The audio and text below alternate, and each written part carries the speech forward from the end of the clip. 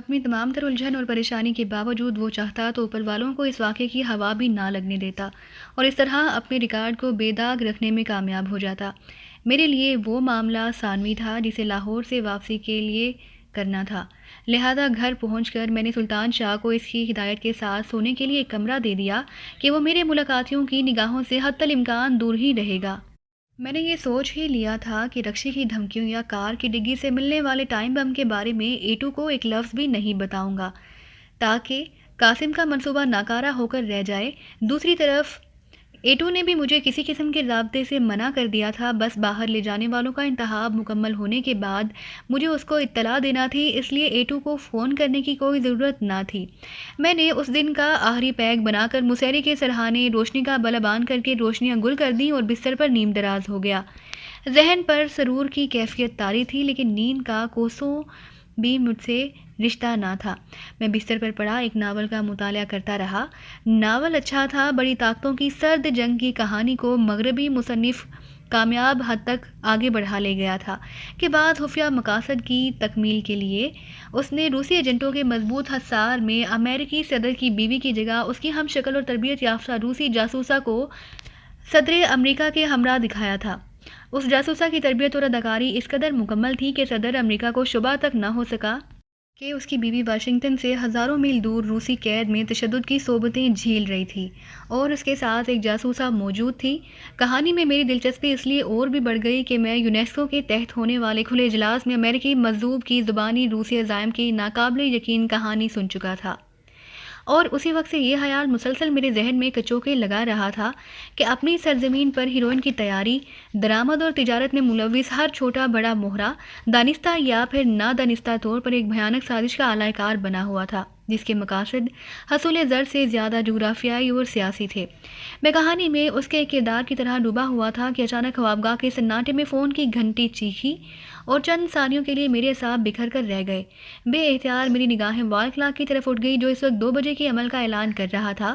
گھنٹی کی آواز دوبارہ کسی گھٹی گھٹی آسیبی چیخ کی طرح گونجی تو میں نے دھڑکتے ہوئے دل کے ساتھ ہاتھ بڑھا کر ریسیور اٹھا لیا۔ لائن پر سناٹا رہا، شاید فون کرنے والا میری طرف سے گفتگو میں پہل کا منتظر تھا، لیکن میں دانستہ خاموش رہا۔ پھر آخر ریسیور پر قاسم کی آواز ابھری، کیا تم جاگ رہے تھے؟ کیا یہی پوچھنے کے لیے میری نیند حرام کی ہے؟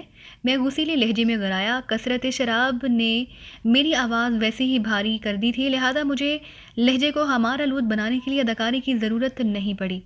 میں اس وقت بہت پریشان ہوں، اس کا تھکا ہوا لہجہ اس کے الفاظ کی عکاسی کر رہا تھا، لیکن میرے دل میں اس کے لیے ہمدردی کی ذرا بھی رمق پیدا نہ ہو سکی کیونکہ میں اچھی طرح واقف ہو چکا تھا کہ وہ رکشی کے نام کی آڑ لے کر مجھے بلیک میل کرنے کی تیاریوں میں مصروف تھا۔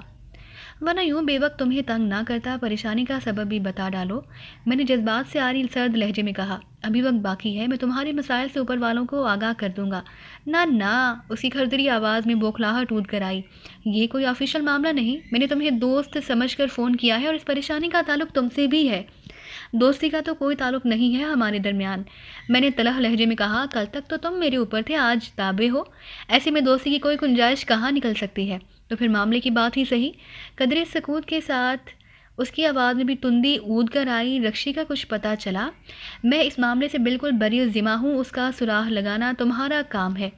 تم سے اس سے کوئی رابطہ یا فون کال وغیرہ؟ میں اس کے لہجے کی بے چینی بھانپ گیا۔ رکشی نے پہلے مجھے فون پر دھمکیاں دی، پھر خود ہی فون پر کار کی ڈکی میں بم کی موجودگی سے آگاہ کیا تھا، اور اس نے دونوں بار یقیناً قاسم ہی کے مشورے پر عمل کیا تھا، لیکن اس بار میری پراسرار خاموشی قاسم کو کھل رہی تھی۔ وہ اپنے حفاظتی احتیاطات کی آڑ میں مجھ سے سچ اگلوانا چاہ رہا تھا، لیکن میں نے بھی کچی گولیاں نہیں کھیلی تھیں۔ وہ بہت چالاک عورت ہے، خطرہ بھانپ کر ہی روپوش ہوئی ہے، وہ کیوں مجھ سے رجوع کر کے کوئی خطرہ مول لینے لگی؟ ریسیور پر اس کے گہرے سانس کی آواز آئی، لیکن میری اطلاعات کچھ اور بتاتی ہیں۔ اس کا لہجہ معنی خیز تھا۔ پھر مجھ سے کیوں پوچھ رہے ہو؟ میں نے چڑچڑے لہجے میں سوال کیا۔ صرف تصدیق کے لیے۔ رکشی نے مجھے فون کیا تھا کہ وہ تمہاری وجہ سے مصیبت میں پڑی ہے اور تمہیں ہرگز معاف نہیں کرے گی۔ بزدلی کے ساتھ وار کرنے کی بجائے اس نے تمہیں فون کر کے اپنے عزائم سے آگاہ بھی کر دیا۔ مجبوراً اسے ایک کہانی تراشنا پڑ گئی۔ میرے لیے یہ سمجھنا دشوار ہے کہ اسے تم سے جھوٹ بولنے کی کیا ضرورت تھی، تم تو اسے مجھ سے زیادہ جانتے ہو۔ تو تم اب بھی اس سے کسی رابطے سے انکار پر اڑے ہوئے ہو؟ اس کا لہجہ تلخ ہو گیا۔ گرمی کھانے کی ضرورت نہیں، میں نے ناصحانہ لہجے میں کہا۔ شاید وہ ہم دونوں کو لڑوانا چاہتی ہے۔ تھوڑی دیر پہلے شاید اسی کی کسی ساتھی نے مجھے فون کیا تھا۔ اس نے بتایا تھا کہ قاسم کے گھر کا کباڑہ کر دیا گیا۔ اس کے ستارے اچھے تھے جو وہ گھر پر نہیں ملا، ورنہ ذبح ہی کر دیا جاتا۔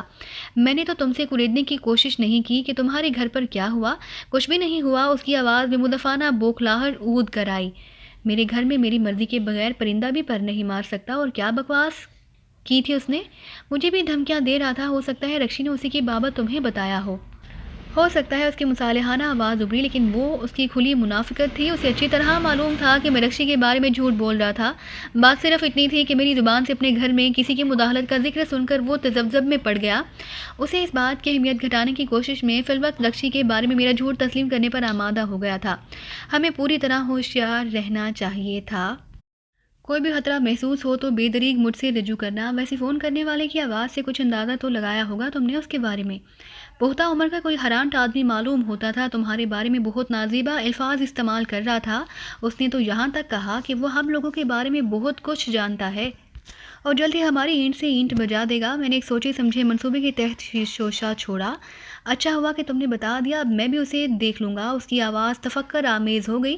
تم نے اپنی الجھن کے بارے میں نہیں بتایا ابھی تک۔ میں نے اسے چھیڑا۔ رکشی کے فون کا معاملہ تھا۔ اس کی آواز اس بار نرم تھی۔ میری سمجھ میں نہیں آ رہا کہ اس معاملے کو کیسے ہینڈل کروں، مگر اب تمہیں فون کرنے والا زیادہ اہمیت اختیار کر گیا ہے۔ ہو سکتا ہے کہ وہ پہلے میرا ہی رخ کرے۔ وہ جھوٹ بول رہا تھا۔ مجھے یہ تاثر دینا چاہتا تھا جیسے اس کے گھر میں کوئی غیر معمولی واقعہ رونما نہ ہوا ہو، اور میں نے اس پر کسی رد عمل کا اظہار کیے بغیر سلسلہ منقطع کر دیا۔ ہم دونوں کے درمیان سرد جنگ کے کے ساتھ ہی عملی مارکہ آرائی بھی جاری تھی، اور ابھی تک ہر اعتبار سے میرا پلہ بھاری تھا، کیونکہ اس کی اور رکشی کی ملی بھگت میرے سامنے آ چکی تھی۔ سلطان شاہ نے بشم خود اسے میری کار کی ڈگی میں کوئی ڈبہ رکھتے ہوئے دیکھا تھا، لیکن قاسم سمجھ رہا تھا کہ اس کی ساری حرکات مجھ سے پوشیدہ ہیں۔ دوسری طرف سلطان شاہ نے اس کے گھر میں جو کارروائی کی تھی، اس کا رخ میں نے کسی انجان شخصیت کی طرف موڑ دیا۔ مجھے پوری امید تھی کہ میری لاہور سے واپسی تک قاسم اسی کے چکر میں رہے گا۔ اگلی صبح سب سے پہلے میں نے فون پر غزالہ کو مطلع کیا کہ لاہور روانگی کے لیے تیاری مکمل کر لے۔ اس کے بعد میں نے سلطان شاہ کو رقم دے کر بازار روانہ کر دیا تاکہ وہ اپنے لیے کچھ قمیضیں اور کرتے اور ایک چھوٹا سوٹ کیس لے آئے۔ اس مرحلے پر میں اس کے شہر میں کہیں دیکھا جانا پسند نہیں کرتا تھا۔ اگر وہ لاہور کے سفر میں پارسا ثابت ہو جاتا تو میرا ارادہ تھا کہ اسے مستقل طور پر غزالہ کے ہاں پہنچا دوں گا۔ وہاں وہ گھریلو کام کاج کے ساتھ بظاہر چوکیداری کی ذمہ داری بھی سنبھال سکتا تھا، اور جب مجھے ضرورت ہوتی میں اس سے کام بھی لے سکتا تھا۔ اگلے مرحلے پر میں نے جہانگیر کو B4 کی حیثیت سے فون کر کے آپریٹرز پر کال کرنے کی ہدایت کی۔ اس آپریٹر پر کال کرنے کی ہدایت کی اور 10 منٹ بعد اسے ٹرانسمیٹر ریسیور پر بات ہو گئی۔ ٹرک نمبر PR039 شہر پہنچنے والے مال کی مقدار اتنی کافی تھی کہ اس کے اندازے کے مطابق پورا ہفتہ اطمینان سے گزر سکتا تھا۔ اس نے پہلی بار 3 نمبر میں داخلے کے بارے میں زبان کھولی تو میں نے B4 کی حیثیت سے اسے بتا دیا کہ فی الحال جیوا ہاؤس کے 3 نمبر کمرے میں میرے سوا ہر ایک کا داخلہ ممنوع رہے گا۔ پھر اس نے جھجکتے ہوئے بازار میں دوسرے ذرائع سے ہیروئن کی فروخت کا ذکر کر دیا۔ وہ لوگ کون ہیں اور کہاں سے مال لا رہے ہیں؟ اوور، میں نے بدلی ہوئی آواز میں سوال کیا۔ فی الحال صرف 2 آدمی نگاہوں میں آ سکے ہیں سر، جہانگیر کی آواز ابھری، اور وہ دونوں ہی افغان ثابت ہوئے ہیں۔ پتہ نہیں کہ آزاد علاقے میں پائندہ گل نامی ایک افغان قبائلی سردار ہیروئن بنا رہا ہے۔ وہ دونوں براہ راست اسی سے مال لیتے تھے۔ اس بار وہ 600 گرام پاؤڈر لائے تھے، لیکن بھاری منافع کے باعث اگلی بار شاید دوگنی مقدار لائیں گے۔ اس کی نقل و حمل میں سہولت کے باعث کچھ اور لوگ بھی میدان میں آ گئے ہیں، لیکن فی الحال ہمارے آدمیوں کی نگاہوں میں نہیں آ سکے۔ اوور، ایسے ہر شخص پر کڑی نگاہ رکھو۔ یہ کہتے ہوئے میرے ذہن میں امریکی نمائندے آرتھر کے الفاظ گھوم گئے۔ ہزاروں میل دور ہونے کے باوجود براعظم سے آنے والے اس شخص کی معلومات اس قدر وسیع تھی کہ اس نے پائندہ گل کی ہیروئن ساز فیکٹری کا مال بازار لانے سے پہلے اس کی کامیابی کی اطلاع دے دی تھی۔ جہانگیر کی طرف سے پائندہ گل کے بارے میں آرتھر کی اطلاعات کی پوری تائید کر رہی تھی۔ ان دنوں افغانوں پر آدمی لگا دیے جائیں گے، ان کے کوائف کیا ہیں؟ اوور، ان دونوں کے کوائف نوٹ کر کے میں نے سلسلہ منقطع کر دیا اور آپریٹرز کی ٹرانسمیشن فریکوینسی تبدیل کر کے C1 سے رابطہ قائم کرنے کی کوشش کرنے لگا۔ سیکنگ ریسیونگ، میں نے پہلے ہی کال کے جواب میں کہا۔ ابھی میں دوسری فریکوینسی پر تمہاری اور D1 کی گفتگو سن رہا تھا۔ اسی لیے کال کیا ہے نا؟ اوور. واقعی تم بہت ذہین ہو. میں نے برا سا منہ بنا کر کہا. پھر تم نے یہ بھی سن لیا ہوگا کہ ترار خان اور تازہ گل سہراب گوٹھ کی ایک سستی سی سرائے میں مقیم ہیں. انہیں برحمی کے ساتھ زودو کو کر کے ہر اس چیز سے محروم کر دو جو ان کی تحویل میں ہو. انہیں دوسروں کے لیے عبرت کا شاہکار ہونا چاہیے. رقم کمانے کے لالچ میں اگر ہر ایک شخص 1 آدھ کلو ہیروئن کے ہیر پھیر میں لگ گیا تو مارکیٹ خراب ہو جائے گی. ایسی ہر کوشش کی حوصلہ شکنی ہونا چاہیے. اوور. پتہ ہی صاف نہ کرا دوں دونوں کا تاکہ ہیروئن پر ہاتھ ڈالتے ہوئے ہر ایک کا پتا پانی ہو جائے. اوور. نہیں، میں نے سختی سے کہا. انہیں زندہ رہنا چاہیے تاکہ ان کی کہانی انہی کی زبانی پھیلے. انہیں اچھی طرح یہ معلوم ہو جانا چاہیے کہ انہیں شہر میں ہیروئن بیچنے والوں کی پاداش میں سزا دی گئی ہے. وہ مر گئے تو ان کے قریبی 2-4 لوگوں کے سوا کسی کو معلوم نہ ہو سکے گا کہ وہ کون تھے اور کیوں مارے گئے. اوور. ٹھیک ہے. وہ فوری طور پر میری رائے سے متفق ہو گیا. اس واقعے کی تشہیر ہمارے مفاد میں ہوگی. اوور. وہ تمہاری طرف پہنچایا نہیں. اوور. کام کی بات ختم ہوتے ہی میں نے اس کی دکھتی رگ چھیڑ دی. کون؟ اوور. اس نے تحیر آمیز لہجے میں سوال کیا. وہی جس نے فون پر مجھے تمہارے گھر کا کباڑہ ہو جانے کی اطلاع دی تھی. اوور. میں نے زیر لب مسکراتے ہوئے میٹھے لہجے میں کہا. میں تو اسی کا انتظار ہی کرتا رہا. وہ جلدی سے بولا. اچھا ہوا کہ تم نے مجھے اطلاع دے دی. کوئی بھی اس طرف آیا تو زندہ بچ کر نہ جا سکے گا. رکشی سے کوئی رابطہ ہوا تمہارا؟ اوور. اپنی صفائی پیش کرنے کے ساتھ ہی اس نے اپنی دانش میں مجھے ذہنی کچوکا دینے کی کوشش کی کیونکہ اسی کے ایما پر رکشی نے مجھے فون پر پہلے دھمکیاں دی تھیں.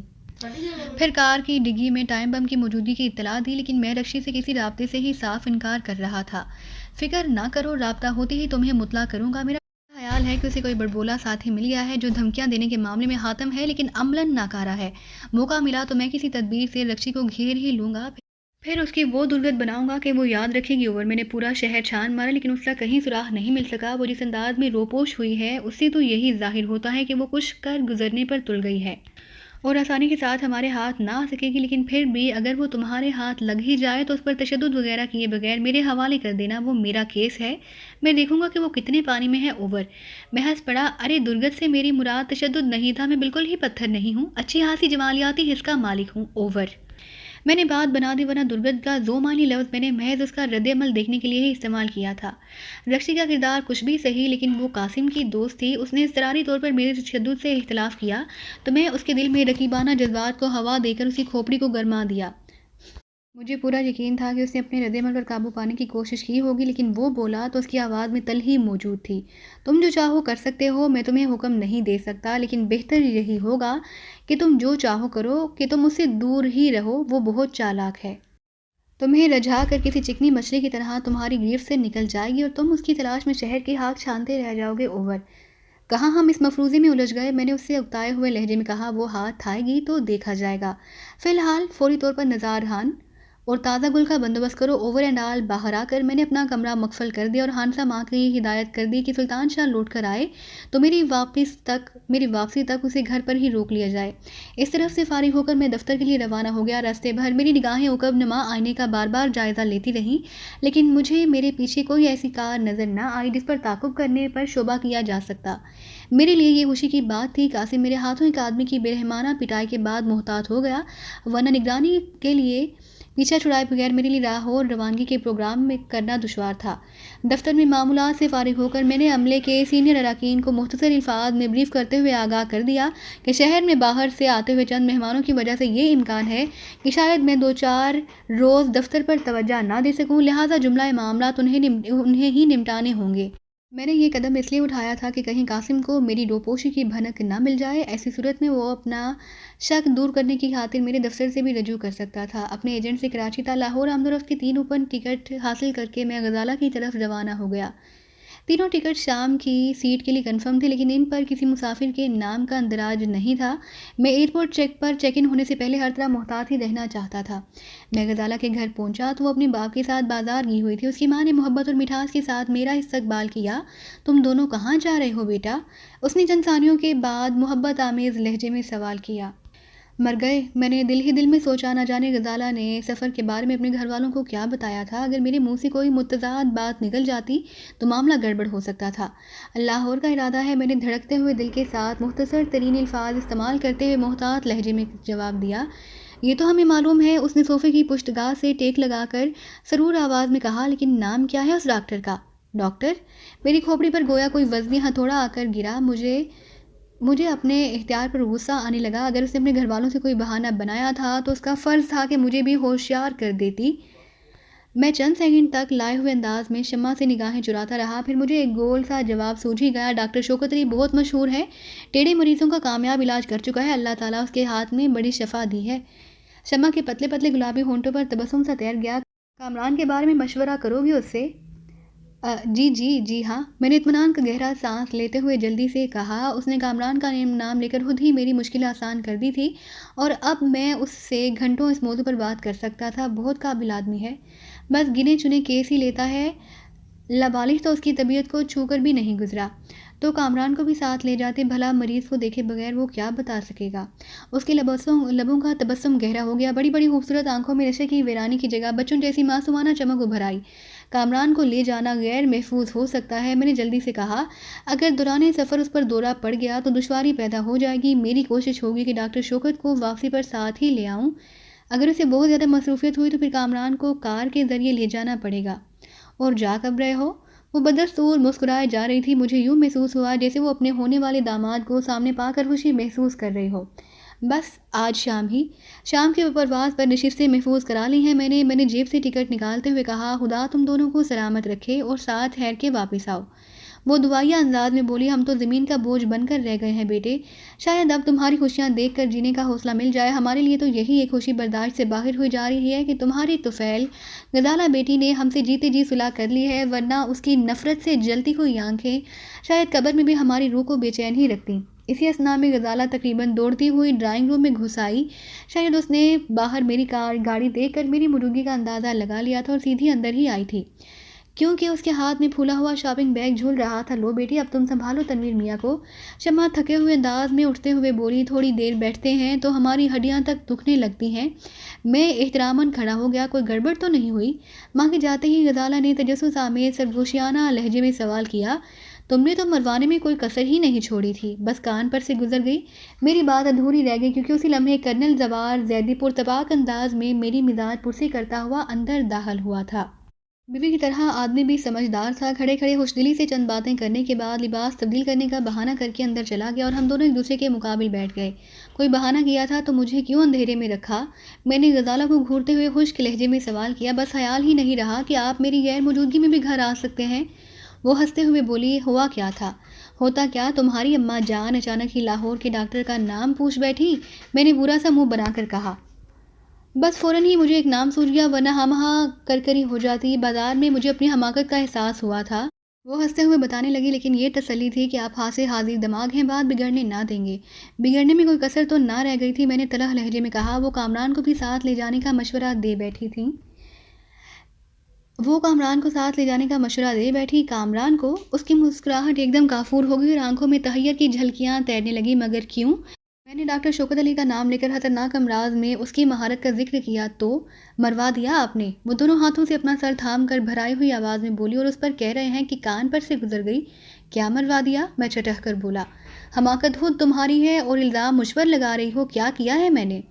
آپ مریضوں والے ڈاکٹر کا ذکر کرتے رہے اور امی نے کچھ نہیں کہا۔ کیا کہتی؟ بس سمجھا ہی دیا انہیں کہ فی الحال کامران کو لے جانا مناسب نہ ہوگا۔ بہت دعائیں دے رہی تھی۔ میں نے ان سے ادب کے ڈاکٹر کا بہانہ تراشا تھا۔ اس کی وضاحت سنتے ہی میری کھوپڑی بھگ سے اڑ گئی۔ میں نے ان سے کہا تھا کہ ہم دونوں آبدہ کی کتاب پر ایک نامور نکات سے تصبرہ لکھوانے لاہور جا رہے ہیں تاکہ جلد ہی اس کے اشاعت کا بندوبست ہو سکے، لیکن انہوں نے تو میری تردید میں ایک لفظ بھی نہیں کہا۔ میں نے کمزور مدافعانہ لہجے میں کہا۔ ان میں ظرافت کوٹ کوٹ کر بھری ہوئی ہے۔ وہ بولی۔ اب تو صحت سے مجبور ہیں، ورنہ دوسروں کی کمزوری سے وہ لطف اندوز ہوتی تھی۔ میرا جھوٹ پکڑنے پر وہ دل ہی دل میں خوش ہو رہی ہوں گی، لیکن میں اب ان کا سامنا نہ کر سکوں گا۔ میں نے جھلائے ہوئے لہجے میں کہا۔ کیا سوچا ہوگا انہوں نے میرے بارے میں؟ یہی نا کہ میں بھی تمہاری طرح لاؤبالی اور بہانے باز ہوں۔ آپ کو اس قدر سنجیدہ ہونے کی ضرورت نہیں۔ وہ ہنسنے لگی۔ میں بات سنبھال لوں گی، لاہور میں ہمیں دونوں ہی کام کرنے ہیں، ایک میں نے بتا دیا، دوسرا آپ نے۔ لیکن یہ کس قدر شرم کی بات ہے کہ ہم کامران جیسے قابل رحم لڑکے کا نام استعمال کریں، میں نے ملامت آمیز لہجے میں کہا۔ اس گھر کی فضا اب بالکل بدل کر رہ گئی ہے تنویر صاحب، وہ سنجیدگی کے ساتھ بولی۔ شبہات کی دھن صاف ہوتے ہی ہم تینوں حیرت ناک صدت سے ایک دوسرے کے قریب آئے ہیں، لیکن تمام تر بے تکلفی کے باوجود ہمارے معاشرے میں ابھی وہ مقام نہیں آیا کہ کوئی لڑکی کسی معقول بہانے کے بغیر اپنے دوست کے ساتھ باہر کہیں جانے کا ارادہ کر سکے۔ وہ میरी अपनी ज़हनी अप्रोच थी, वरना अम्मी और डैडी तो आँखें बंद करके आप पर भरोसा करने लगे हैं। वो लहज़ा भर के लिए खामोश हो गई, फिर बोली, हम कामरान का नाम हरगिज़ इस्तेमाल नहीं करेंगे। वो तो आप गलतफ़हमी में फँस गए। मुझे यकीन है कि उस बेचारी के लिए आप मुझसे ज़्यादा दुखी नज़र आते हैं। इंशाअल्लाह उसे भी किसी न किसी को दिखाएँगे। मेरे दिल में आई कि उसे एडिक्शन क्योर सोसाइटी के बारे में बता दूँ, लेकिन वो मौज़ू बहुत गुंजलिक था। एक बार बात छिड़ जाती तो फिर काफ़ी वक़्त ज़ाया हो जाता, लिहाज़ा मैंने उसे रवानगी के प्रोग्राम से बाख़बर करते हुए कहा, मैं 6 बजे तुम्हें लेने आऊँगा, तैयार रहना, ज़्यादा सामान लाने की ज़रूरत नहीं। वो चंद सानियों तक पुरख़याल अंदाज़ में मेरी तरफ़ देखती रही, फिर आहिस्ता से बोली, मेरा ख़याल है कि ये मुनासिब ना होगा। क्या मुनासिब ना होगा? मैंने चौंक कर सवाल किया। हमारा यहाँ से एक साथ रवाना होना। उसने संजीदगी के साथ कहा, मेरा टिकट मुझे दे दे, मैं बराह रास्त एयरपोर्ट पहुँच जाऊँगी। मैदान साफ़ होने का इत्मीनान करने के बाद आप मुझसे आ मिलें। उसकी तजवीज़ नहायत माकूल थी। रवानगी से पहले मैं शहर में जितना घूमता, इसी कदर मेरे देख लिए जाने के खतरात पैदा हो जाते और शायद कोई मेरे पीछे भी लग जाता। कासिम से कुछ बायद ना था कि न जाने किस वक्त वो क्या हरकत कर बैठे, लिहाजा मैं फ़ौरी तौर पर गज़ाला की राय से मुत्तफ़िक हो गया और टिकट उसके हवाले करके वहाँ से उठ गया। घर पहुँचा तो पता चला कि सुल्तान शाह अपने कमरे में घुसा हुआ है। बिला मकसद मेरे कदम उस कमरे की तरफ उठ गए। कमरे का दरवाज़ा खुला हुआ था, लेकिन अंदर का मंजर देखते ही मेरे हवास ठटक गए। वो हल्की नीली पतलून और सफ़ेद कमीज़ पहने कदादम आईने के सामने खड़ा टाई बांधने की कोशिश कर रहा था। आईना दरवाजे के सामने ना होने की वजह से बगली दीवार के साथ लगा हुआ था, लिहाजा वो मेरी आमद से बाखबर ना हो सका और जिस्म को बल दे देकर इन्हमा के साथ टाई की गिरा लगाने की कोशिश करता रहा। मुझे ज़्यादा इंतज़ार नहीं करना पड़ा। अपनी दानिश में काम पूरा करके उसने बड़े स्टाइल से दोनों सर पकड़कर टाई की गिरा लगाई और फ़ौरन ही बौखला गया। सलीब की उसका फंदा उसके गले में तंग हो गया। उसने फ़ौरी तौर पर टाई ढीली करने की कोशिश की, लेकिन उसकी घबराहट से मुझे उसकी परेशानी का अंदाज़ा हो गया। वो किसी से मदद लेने की नीयत से बाहर की तरफ दौड़ने लगा, मगर खुले हुए दरवाजे के वस में मुझे खड़े देखकर उसके सुरख चेहरे पर बेबसी के आसार फैलते चले गए। उसने पहली बार देखा कि टाई का हल्का उसकी गर्दन के गिर्द किस तरह बांधा गया था। उससे कुर्बो जवार की रगें फूल गई थी और उस पर दबाव नज़र आ रहा था। क्या हुआ? क्या फंस गई? ज़रा उसे खोल दो, वरना कैंची से काट दूंगा। भराई हुई आवाज़ में बोला, मेरा तो दम घुटने लगा है। तुम्हें मशवरा किसने दिया था टाई लगाने का? मैंने उसकी तरफ देखते हुए कहकहा लगाकर सवाल किया। बस दुकानदार की बातों में आकर 2 खरीद ली थी, तो सोचा कि मैं भी देख लूँगा। उसने थोड़ी ऊपर उठाते हुए कहा। उसकी टाई में कुछ अजीब तरीके से दोहरी गिरा लगी हुई थी। उसे खोलते हुए मैंने हंसकर कहा, मैंने अंग्रेज़ बनने के लिए ये सूट खरीदा था। कमीज़ पतलून टाई के बगैर भी पहनी जा सकती थी। तो दोस्तों, ये थी हमारी आज की कहानी। उम्मीद करते हैं कि आपको ये वीडियो पसंद आई होगी, लेकिन जाने से पहले हमारी वीडियो को कीजिए लाइक और शेयर करना मत भूलिए, और इसी के साथ कमेंट करके हमें बताइए कि आपको ये कहानी कैसी लगी। और अगर अभी तक आपने इस चैनल को सब्सक्राइब नहीं किया, तो इस चैनल को कीजिए सब्सक्राइब और बेल आइकन दबाकर ऑल नोटिफिकेशन ऑन कर लीजिए।